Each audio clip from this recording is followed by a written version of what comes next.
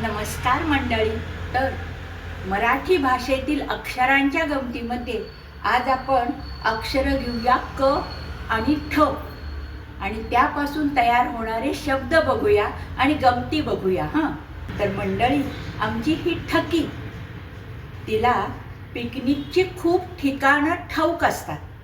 असंच हे सुंदर ठिकाण जरा कठीण वाटलं तरी ठीक होतं. नदीचा काठ कुंठित करत होता.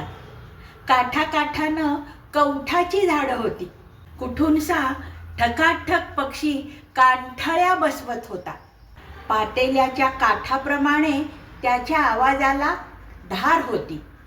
मधूनच कुठे कोल्हेकुई ठकवत होती. टिटवी ठणकावत होती. कुठे ठुसका बुलबुल ठो ठो करीत होता. कुठे कोकिळेला कंठ फुटला होता तर कावळा कंठशोष करत होता. मोर ठेका धरत होता. ठक ठक सुतार पक्षी काठी झालेल्या झाडाला ठोकत होता.